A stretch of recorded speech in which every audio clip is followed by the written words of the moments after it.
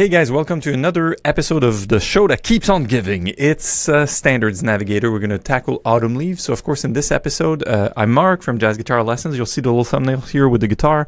So I have the chart from the real book, which you may be familiar with. We're going to tackle Autumn Leaves in the key of E minor, which is the last chord in the song. It does start with an A minor chord, and I have my eye reel open right here, and also my own scribble. So what we're going to do is talk about the form, talk about how to approach this song, and specifically in the Standards Navigator series, I give you tips on how to implement the scales and the arpeggios and the stuff you know, so it becomes a very practical exercise on not only mastering the standards, but also like knowing what to do with it, like how to implement the technique, so techniques has a certain purpose. So let's get going. So first off, I did some of my scribbling on the paper. You guys may be familiar with this, and I highly recommend you learn the melody of the infamous song. It is French, and it's the song like the, you know, patient number 0, the ground zero of jazz. So autumn leaves drift by my window, you know, that thing. It's been played and overplayed and played by Bill Evans and Miles Davis and everyone to a point where the melody is barely recognizable. But it's pretty important to do the work of learning this, because the number one, the melody is targeting the third of the chord every other bar, which is pretty important. If you know my philosophy, it's really important. And also it's a standard AABC form, if you will, with a little bit of turnaround.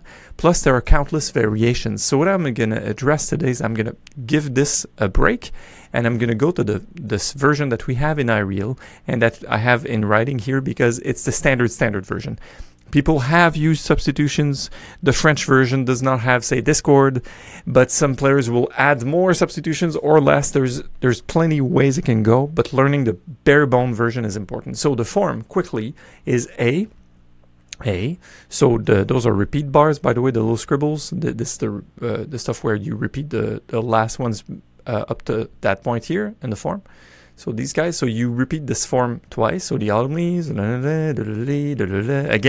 the autumn leaves, then we go to the bridge. That's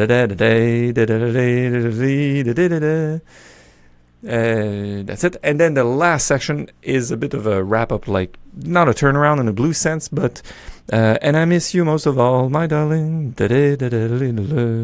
Now you know why I made career in guitar and not in voice. There you go.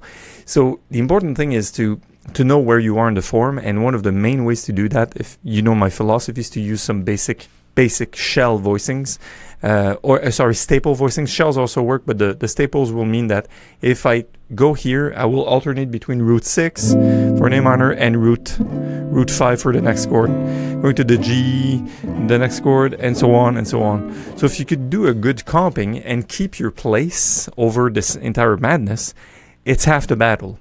Because more often than not, people that are experienced musicians but beginner in jazz will somehow get lost in there and not know where they are while they're playing. So the best remedy to that is to comp a basic form, which of course link in description for the staples, which are the best root 6, root 5, 9th and 13th voicings for jazz guitar. Great place to start, many variations, plus they're used as rootless voicings, and they're used in our improv also, so lots of bang for your buck in just looking at the staples. That'd be your first order of business. Second order of business would be to sort of make sense of these chords. People say, well, you know, it's in A minor. The song is not in A minor. The song really is in E minor. It ends with an E minor, and it contains all the chords of a certain key, which we'll get on paper right now. So if you look at my scribbles, you'll see that if I pick up the root notes of each, I'll start with a G. I pick up the G root note above here, and then G, to A, to B, to C, to D, to E, to F sharp, and back to G again. So those are all of the 7 notes of the G major scale. So those are not in that order, but still the first 7 chords we see in the piece, which gives you a pretty good indication that this, in regular time, not like crazy fusion jazz, crazy modern stuff, but in standards, means there's a good chance it's in that key. There's a concept of a relative minor also, so the G major is the relative to E minor. So the song is in E minor, and that's where we are landing. So what I want to do on the staff now, here, so on the where you see the red dot, is I will write out, red dot not working today, here, yeah. we will write the Roman numerals. So one of the easiest thing to do is to identify G as the 1, and then to identify the previous stuff as your 2 and your 5 into your 1. Essentially, if you look at the bottom of the screen here, and you look at the next note for the root of the chord, you'll find out that it's a 4th up. So if I'm on A, and I go A, B, C, D, so that's a 4th up. So it's a cycle of 4th.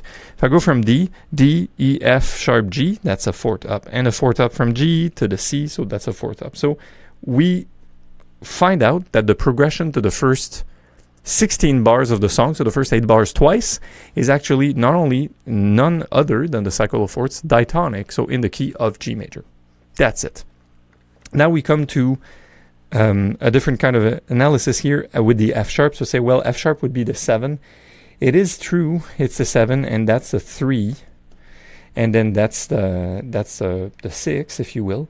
Another way to see it would be to say, well, that's also just a 2-5-1 in the key of E minor. So the way I like to think about it with my square, my rectangle here to go, tell students, look, you have a 2-5-1 in G major, right? Easy. So you want to improvise on this, it's all G major.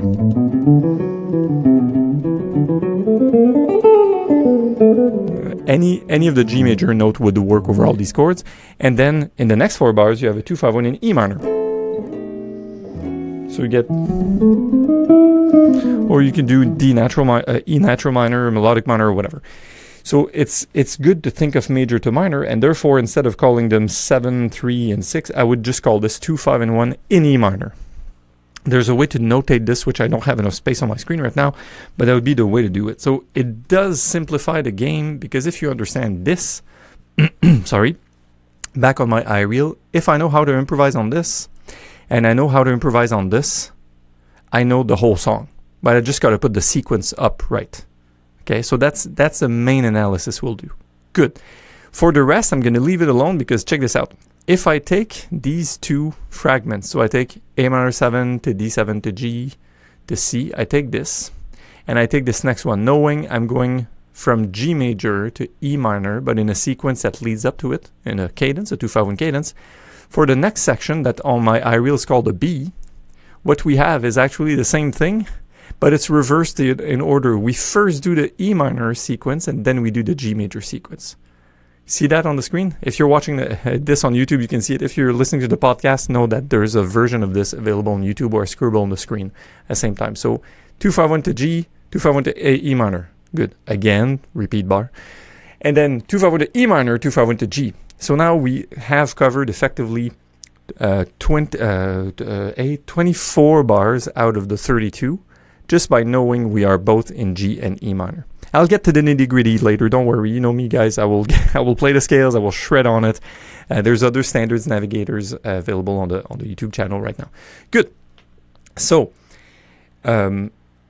super important to have the overarching structure like this, and not to get lost. So again, back to my spiel about not getting lost, finding out the staples and doing a simple comping.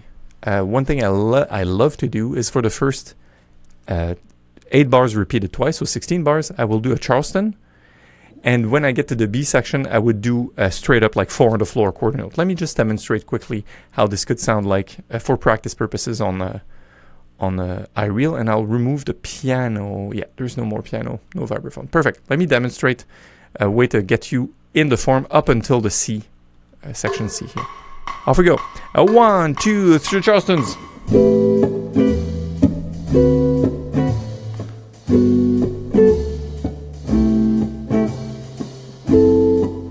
Again, link to the staples in the description. Again, Charlestons.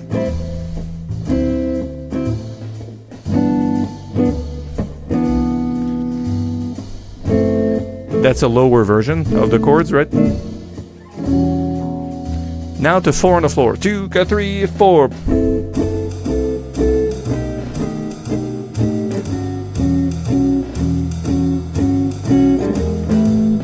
Good.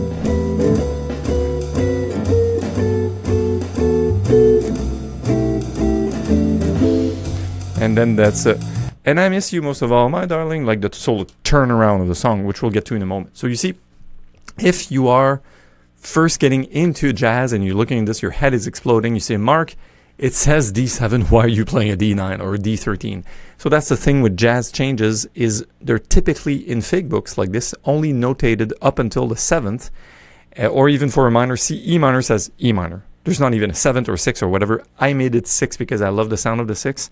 But the point is, in jazz, you could always start with the 9th and up. So 9, 11, 13 are up for grabs while we are comping, because they don't denature the function of the chord. They're more colorful, but they still employ the same function.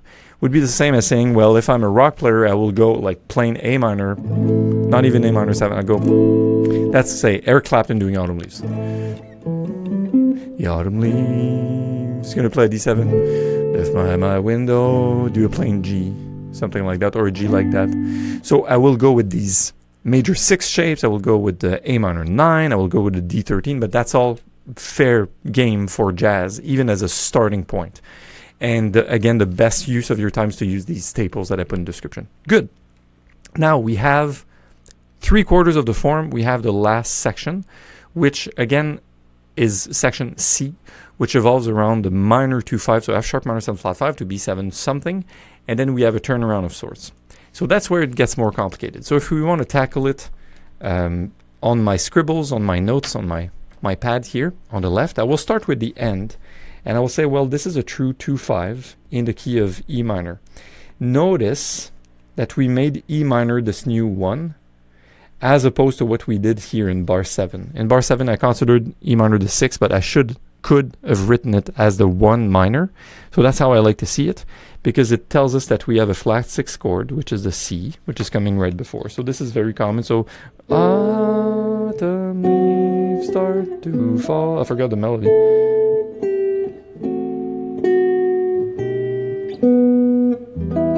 Yeah, that's it. So a C before a B going to an E is a very jazzy swing sort of move. And all we're left with, so here and here, we also have another E minor of sorts. So we could say, well, that's kind of sound like a 2/5 in the key of E minor, and we're getting into it, and this is the weirdness. So the weirdness is sort of a turnaround, and we would call this a back cycle. So the back cycling is going up a 4th from C. What's up a 4th from C? Well, it's G7. Okay, so that's 5 of C, and that's 2 of C. You guys are probably following 2, 5, 1, the key of C major is D minor 7, G7 to C major, right? And then what's coming before is 3 and 6 in the same key of C major. So temporarily, it's like we are saying, well, the C major is our new 1, and we're going to back cycle into it. And it all makes sense, and people say, well, why? Well, the song was written that way, or the infamous transition of that sequence can be done in myriad ways, but it all boils down to, we want to get back to E minor, but there's sort of a turnaround. So that's the explainer in a nutshell of how the form goes and how to master the form and be sure that you keep your place in the form. Now, of course, implementing the Charlestons with the staples and implementing shells and comping on it over and over will help you find out where you are and be able to maintain a really good grasp of that. You could build a chord melody or see the free fellowship for the stuff with the pre-arranged chord melodies, which are written by me and distributed by me for free, just so you have something to sink your teeth into. Now, if you're still hanging out with me, I'm assuming it's because you want to take the Standards Navigator to find out how to finally improvise over the form.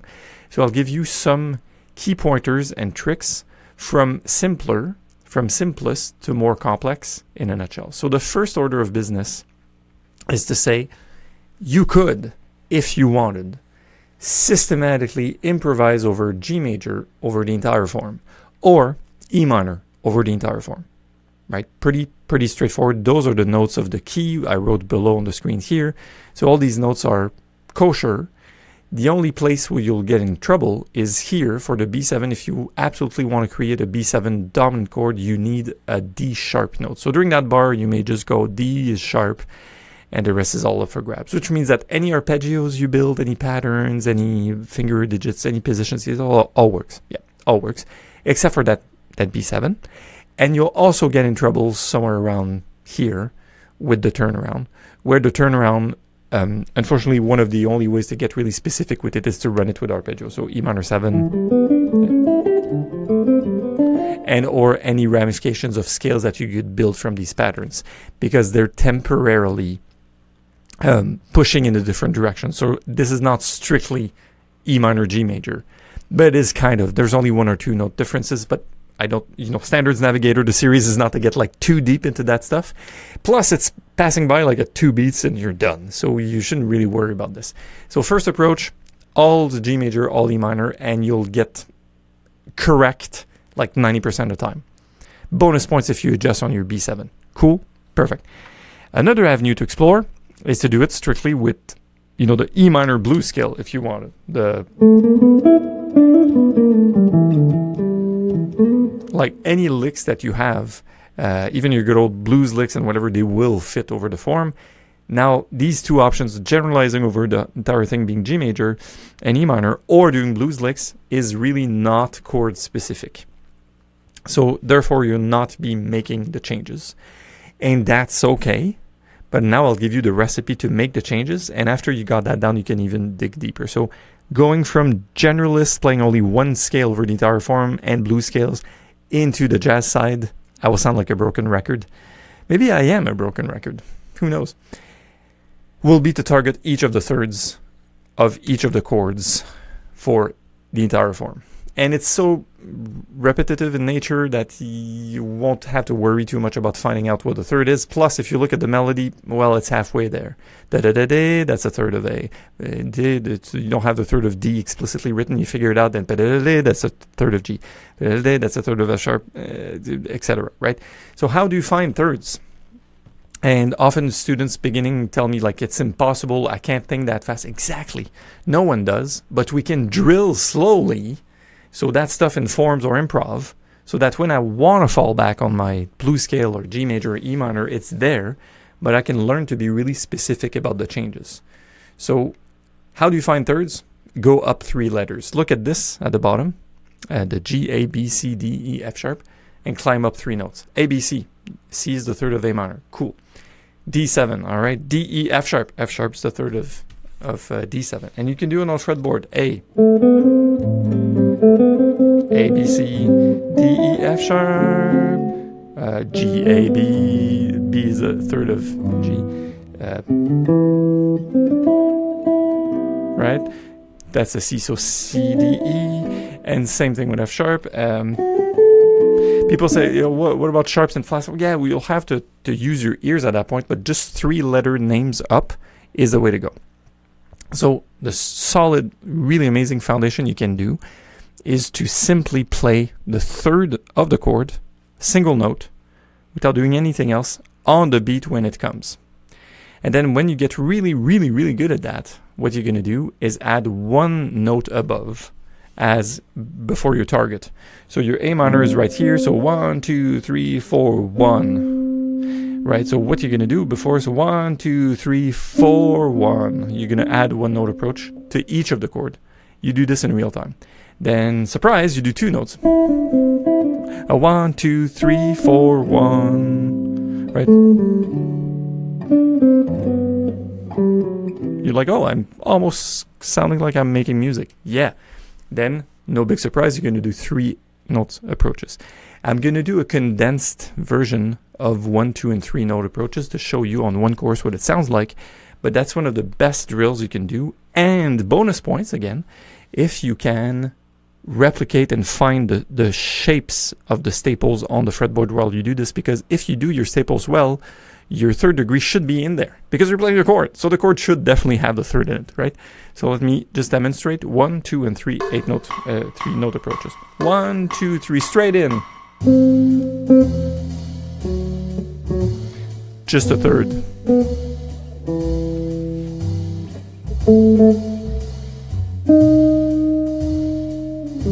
I'll do 1 note approach. 1, 2, 3.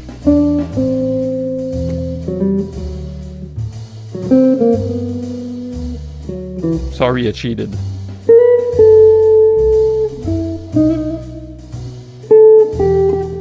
Two 8 notes approach. 2 quarter notes.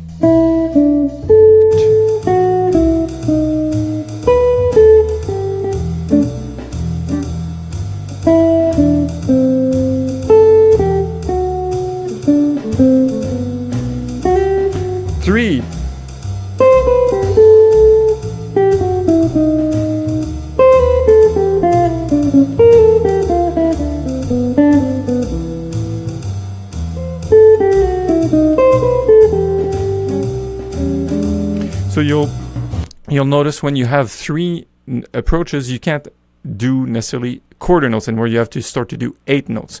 So the pickup lines, pada-bada, and 4 and 1, and 4 and 1, you can do it for each. Now I happen to demo the hardest part of the song, which is the turnaround at the end, but let me just do an example chorus of how I could do this. The rule would be to look at the target note and just to literally climb up. I know my third is C, right? So I'm going to go C, D, E, F sharp.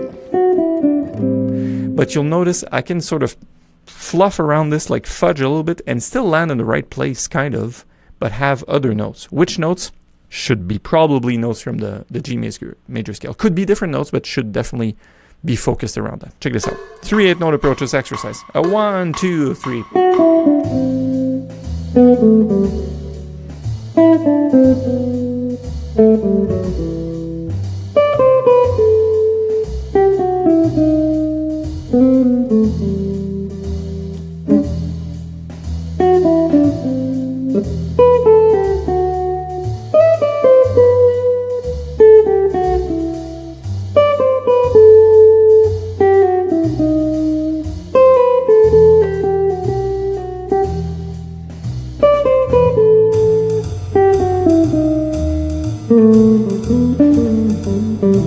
Oh, blues lick.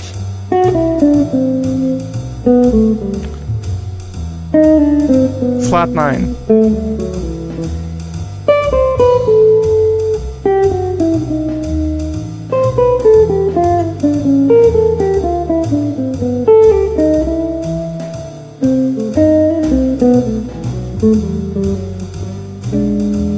Then that's only a drill, but once you get good at that, you notice I played a blues lick in between, like, oh yeah, and then I want to hear the blues line. So let's have the target notes of 3 8 notes be one of the tools that we use. So for instance, people say, I gotta learn all the scales. Sure. Gotta learn all the arpeggios. Sure. It's one of the tools in the toolbox. The 3 8-note approaches is the tool of all that gives you the most bang for your buck, especially if you're just starting to deploy these ideas to make the changes. In terms of making the changes, it's the clearest, simplest idea to learn because you don't have that much information to retain. I'll take that deal anytime. I'll have to remember one note I'm targeting and climbing up the scale or down the scale to define that note.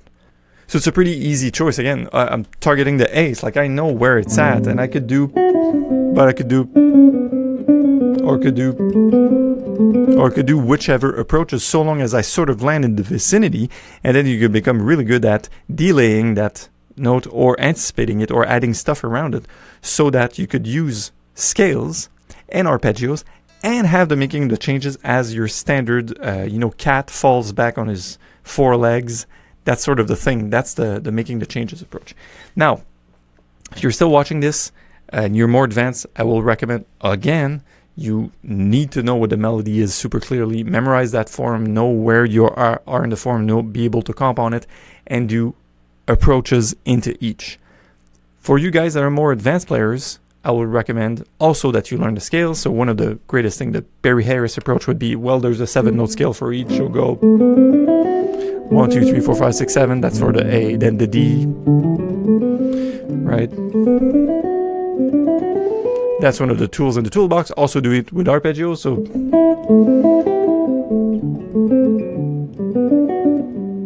whichever form, you can do also 9ths. And you can do partials of arpeggios up and down. I just did a ascending, but what if you did up, up.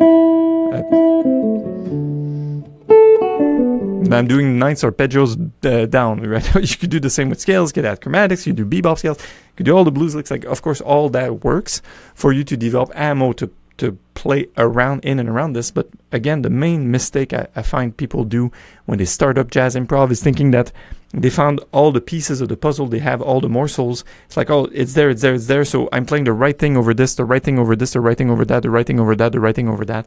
But actually the magic and the genius of masters, like say Bill Evans or John Coltrane or even Metheny or Mike Stern or whatever, is that we hear the change. And that's something I've been a broken record about. It's not just about being harmonically correct piece by piece or for section going in the right scale or arpeggio. It's this, outlining on the screen if you guys are watching. It's this darn thing. It's this that we hear. It's the bar line we hear. We hear the change of harmony between one chord to another chord while the chord is changing, but within the line. And the player is not simply giving out an arpeggio, okay, onto the next arpeggio. There's a significant amount of work done and hearing and technique to make sure that this bar line is heard and that we have a line that plays through. So doing that to add interest, yes, you got to do your approaches with the 3/8 notes, do your arpeggios, your scales, etc. But one of the main ways to make things more interesting, again, is to have dominant chords over every dominant chord being altered. So for instance, I would do a D altered with my lines instead of just a D7. So A minor 7, and then with the comping I do like D7 sharp 9, right?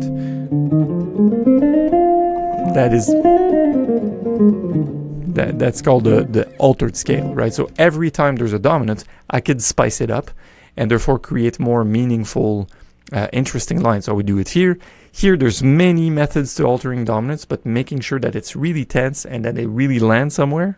And then here, and here, and here, and even here, here. So the song is about every other bar, you have a chance to do an altered dominant. If you want, if you hear it, if it sounds like it should be going there, and then you have all these great opportunities to land onto the right thing. Why is that? Because the song is a big cycle of fourths, basically. It doesn't move in very weird directions. It always moves up a fourth. So the only way to make up a fourth more interesting is by making sure we have interesting dominants like this. One dominant that is not here on the paper that I'll write in my scribbles here is typically before going back to an A minor, players will play an E7 altered here of sorts. So in that bar that I'm outlining on iReal right now, it would be E7 sharp 9 or something before going back to an A minor. Same with here. Whenever there's an A minor, it's not strictly in the song, but the point is jazz players will create lines that evolve around that sound, because it does create a bit of tension while we're just doing nothing. For instance, if I improvise, I'll do an example here, and I land on E, it's like, well, we're on E, yay, and we're done. But if I don't do anything here to sort of create a pickup, it's going to fall flat, it's going to feel empty. Unless I want to leave that empty space, but if I give myself a chance to have the ammo to play on E7 sharp 9 or E7 something, before the A comes up, it's going to create just a bit more tension and more interest. So let me demonstrate on that.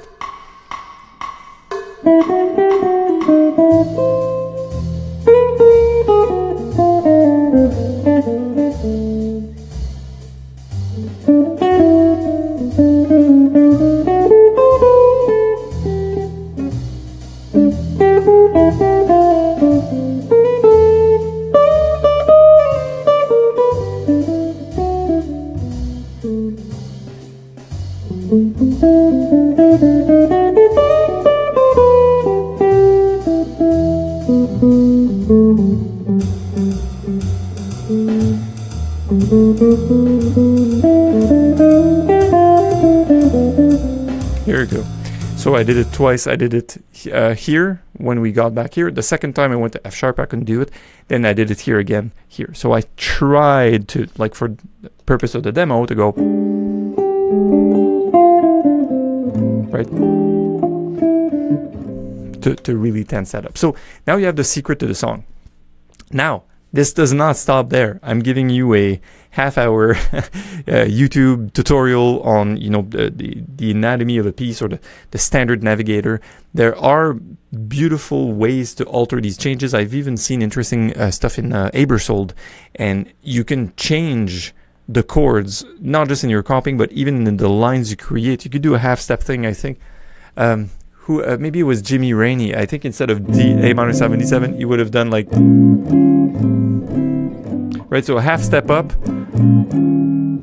then down, but he would have done it only in his solos, and the comper does not necessarily know that. So, here's another way to create flowing, interesting chromatic lines, because we've heard this song a million times and everyone wants to play it, everyone wants to hear it. So how do we get out of our own rut? Is by adding chords in places or trying different concepts. On that note, let me know if you guys enjoyed, and also that's called the Standards Navigator series. So if you like, please like this, subscribe to the YouTube channel. There's plenty more free stuff. Join us on the fellowship. That's 100% free forever. I think we're near 3,000 people on the fellowship, which is fantastic. Lots of resources, community discussions, etc. You can hang out with me and all these other students.